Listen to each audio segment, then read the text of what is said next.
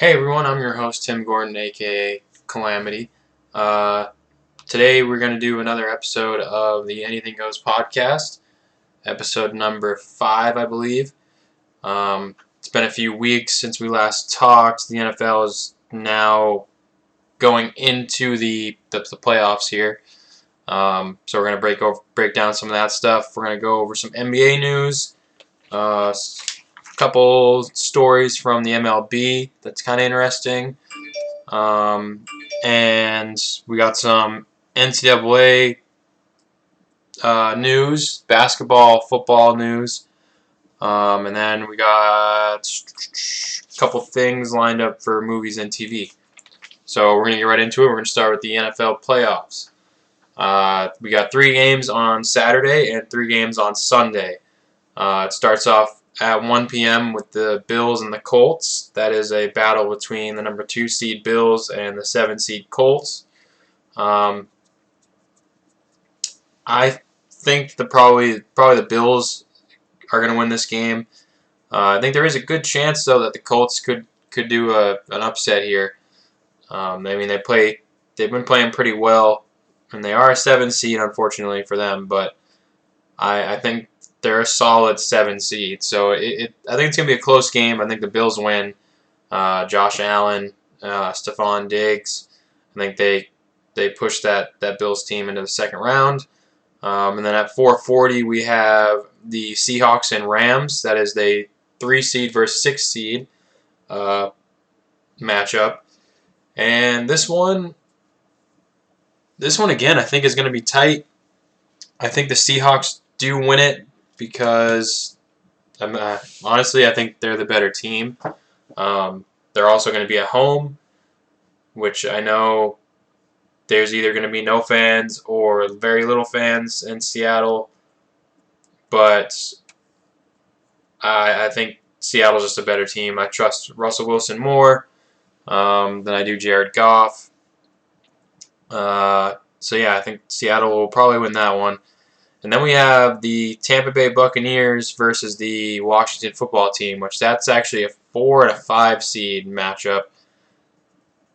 And the 4 seed is the Washington Football Team. Now, Chase Young, defensive end for the Washington Football Team, actually when they won last week and realized they were in the playoffs, and they got the 4 seed and they realized they were going to play the Bucs. Chase Young was quoted going off the field as saying he wants Tom Brady. So we'll see. That probably lit a fire in Tom Brady. So we'll see how that goes for him. I think the Bucs will probably win.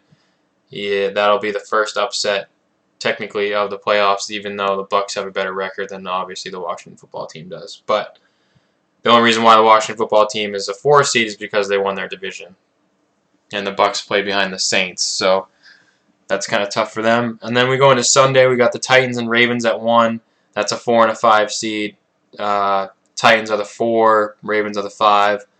That will be at Tennessee. And honestly, I think Tennessee is probably going to win this game. I don't trust the Ravens this year. They've looked a little better later, but I trust the Titans. It's getting into this is the winter time now. I know it's going to be down in Tennessee, but they're going to be running the ball a lot with Derrick Henry. So we'll see what happens. I mean, the Ravens definitely have a chance, obviously, as any team really does. But I think the Titans will probably win this game. Probably be a pretty close game. I think the only one that probably won't be that close is the Bucs and Washington game. At least that we've been over so far. Which our next one is probably not going to be very close, I don't think. But you never know. Anything can happen. The next one is the Bears versus the Saints. Now, that's a 2 seed versus a 7 seed. I'll let you figure out who's the 2 and who's the 7. And I think the Saints will win that game pretty easily. I don't think that'll be much of a challenge for them. Not really a whole lot to talk about there, in my opinion. And then the last game of the weekend is the Steelers versus the Browns. Now, this one's interesting. Oh, man. This one's going to be tough. I think I'm going to go with the Steelers based on the fact that their defense is a strong defense still. And I don't trust Baker. Baker can't turn the ball over. I feel like he's played really well, and I really like Baker Mayfield, but he can't turn the ball over. I feel like he's going to have probably 1 or 2 turnovers this game, and I think that's probably going to cost him. I think it's going to be a really close game, probably coming down to a late drive by Roethlisberger or maybe even a late drive by Baker Mayfield that ends up in an interception or something like that. But I do think the Steelers end up winning that game. The way the playoffs are seeded right now in the AFC, you got Kansas City at the 1, Buffalo at the 2, Pittsburgh at 3, Tennessee at 4, Ravens at 5, Cleveland at 6, and Indianapolis at 7. And then the NFC, you got Green Bay at 1, New Orleans at 2, Seattle at 3, Washington at 4, Bucks at 5, the Rams at 6, and Chicago Bears at 7. So yeah, I mean the 2 teams that get a bye are Green Bay and Kansas City being the 2 1 seeds. And there is a little bit of news coming out of the NFL right now. The Texans hired former Patriots executive Nick Caserio. There is some that's kind of that is big news. For one, the Texans hiring him as they hired him as the GM. What makes it interesting is that Deshaun Watson could be asking for a trade, and if he does, I think one of the teams interested would be New England because they are supposedly moving on from Cam Newton. So it's going to be interesting to see what happens there. I would love Deshaun Watson in New England, to be completely honest. I think how am I trying to word this? I think he's going to be a better version of what Cam Newton was here because he has the ability to scramble like Cam Newton does, but he also has a better arm and he's way more accurate. So I think he would be a really good fit for New England. I don't know exactly what I'd give up for him. I don't know how much is left on his contract, but I think it's going to be interesting seeing how Nick Caserio is a former Patriots executive, and if he gets traded to New England, I think that'll be pretty interesting on how that works out. So yeah, that's pretty much all the NFL stuff. We're going to go into NBA now. We just got just a few things on. I didn't even mention baseball. We got some baseball stuff. No, I did mention baseball. Anyway, so we got some stuff in the NBA to talk about. So we got first his injury. Markelle Fultz tore his ACL. He is actually out for the season now, which is definitely unfortunate for him. I believe he just signed a contract with Orlando too. I can't remember. But he tore his ACL. He's done for the season, unfortunately. And then we have just a couple of storylines that happened. Actually, both of these just happened yesterday. Gordon Hayward set his new career high with 44 points. As you know, he's now a Charlotte Hornet. He's been playing actually really well for them lately. I think me as a Celtics fan wish we would have saw this in Boston a little bit more frequently. But I understand why it didn't happen. I mean, he got injured his first game here in Boston, and really never got back to what he was. But now he's looking great. Like I said, he scored 44 yesterday, so he's off to a good start. And Bradley Beal hit 60 points last night. Obviously, a new high for him. And then we got some surprise starts. So we're gonna go with surprise starts meaning the records for teams. We're gonna start in the East, and we got the Knicks at 5-3. Knicks are looking really good. I know 5-3 doesn't sound great, but for the Knicks, it's pretty good and pretty impressive too. Some of the wins that they've had. Then we got Boston at 6-3. Boston's looked pretty good. They've had they've had a couple of games that were really close that they had to win on buzzer beaters that I don't think they really should have been. I think there was one of them they should have been. It was just the other night against the Heat. Um, that's always going to be a dogfight because the Heat play really well against the Celtics, and Celtics play really well against them. But there was one they had against the Pistons. I think it was it opening night. It was like their first game. They played the Pistons. They won a buzzer beater by Jason Tatum, which I didn't think. I mean, you're up against Detroit. I don't think that should have been that hard. Then you got Philly sitting up at 7-1, up at the top there, which is really impressive even for Philly. And they're still in the market to maybe get James Harden. So we'll see what happens there. Orlando is 6-2. It's kind of a surprise, seeing how last year they didn't have a great record. And Toronto is like the opposite of Orlando. They're 1-6 right now. Not looking good up in Toronto for whatever reason.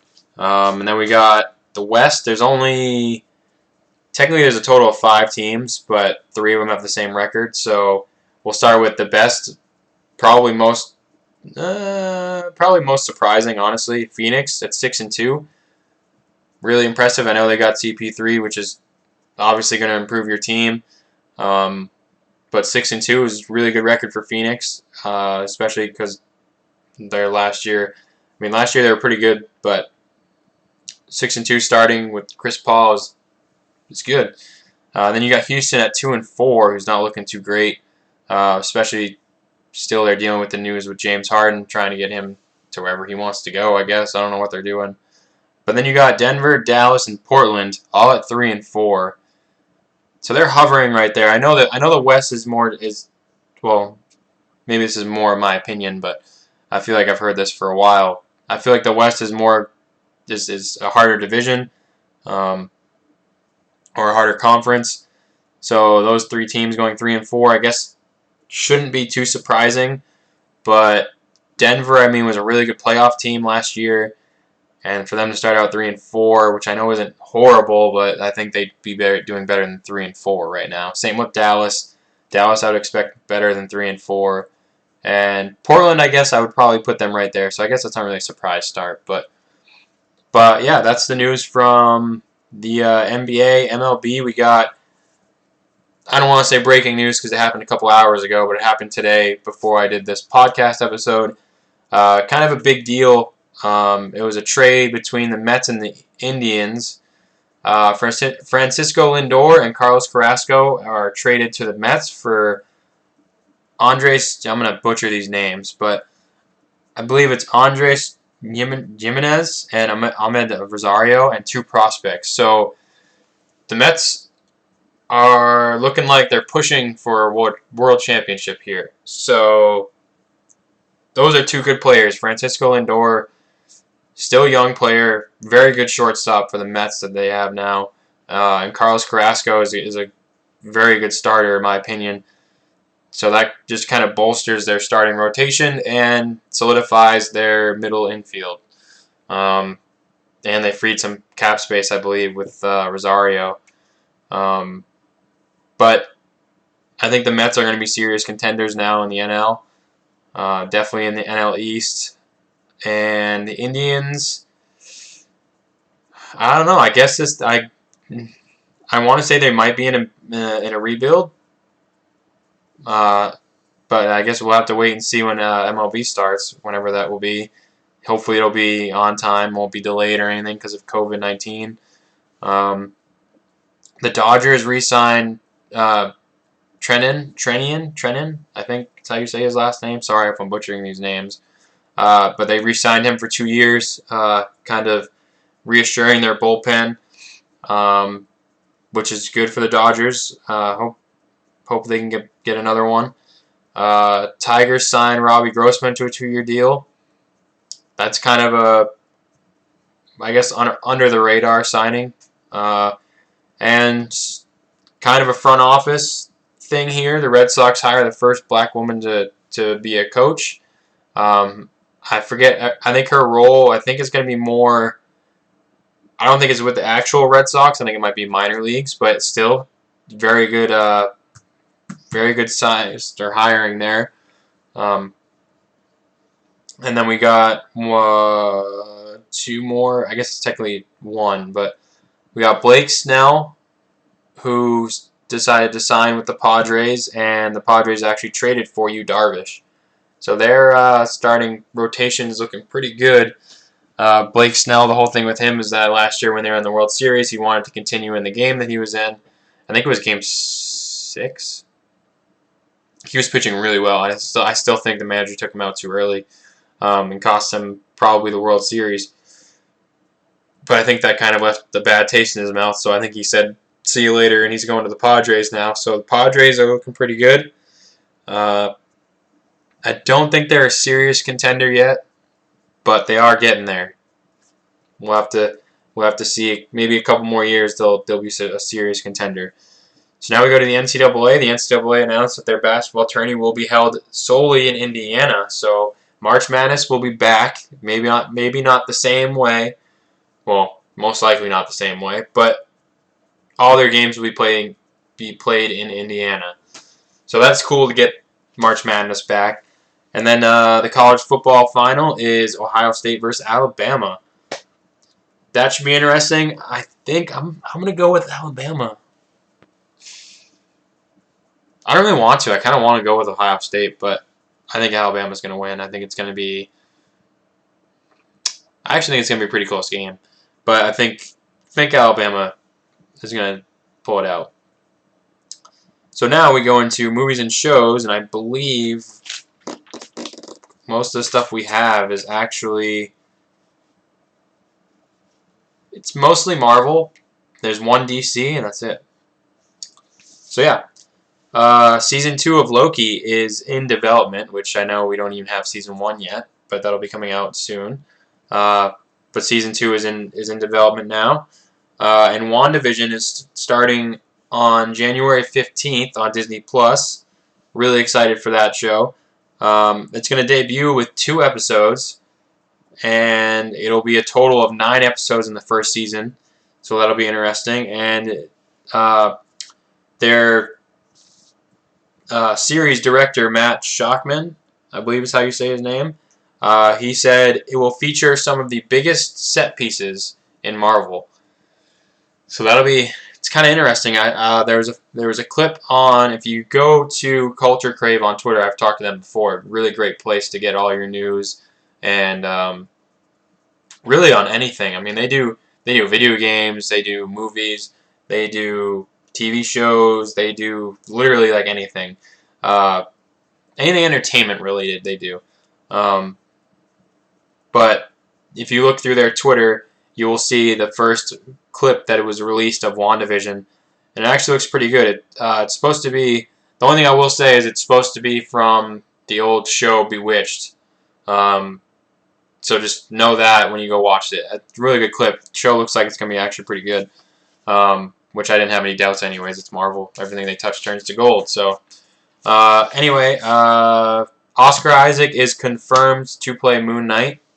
We pretty much knew that. I mean, now it's just been confirmed by people that are working on the show. And Loki writer Michael Waldron is set to write Kevin Feige's Star Wars film. So that'll be pretty interesting, especially to see how Loki is writing-wise and see how that'll translate maybe into Star Wars. So that'll be interesting. And the only DC news I have is pretty much, this is going to sound confusing. It's confusing me, to be completely honest, because one, it's DC and they like to confuse everybody. But they said that the two Batmans from now on, that's going to be like the Batman to like consider as Batman in their universe, if I'm saying that right, is Michael Keaton and Robert Pattinson, which I'm sure everyone's going to love. I mean, although, well, yeah, I guess it's from now on. So I don't know, it's confusing. But they're making The Flash with Ben Affleck, so this makes no sense. Like, what is Ben Affleck's, like, what is his Batman? I'm so confused now, because I'm pretty sure they said there's an Earth 1 and Earth 2, and I want to say Michael Keaton is Earth 1 and Robert Pattinson's Earth 2. So which Earth is Flash on, and why is Ben Affleck Batman? Like, that's the confusing part for me. But I don't follow anything that DC really does. I mean, I don't even know who to blame this on, but they're all their movies. The best ones were Aquaman and Wonder Woman, the first one. The second one, don't watch that. No, you probably should watch it. It's not horrible, but it's not good. I'll just put it that way. And I don't really know why. It's just some of the writing in some of the movies isn't very good, in my opinion. Um, maybe some of the acting could be a little bit better, but DC just hasn't done it like Marvel has, and I know they're gonna try and do something, and I just feel bad for them because, like I've said before, they're gonna try something, and everyone's gonna be like, well, now you're just ripping off Marvel, but it's hard. I don't know. Maybe people won't be like that. Maybe that's just me thinking like that, but yeah. So the two Batmen from now on that you're gonna have to recognize as Batman is Michael Keaton and Robert Pattinson are the two Batmen that they're going to have from now on. So, except for in The Flash when they have Ben Affleck. So, yeah, that's going to be it for this episode. I should be back next week, hopefully, sometime. Probably be like Thursday or Friday, just like it is now. And hope you guys enjoyed it, and I will see you guys next week.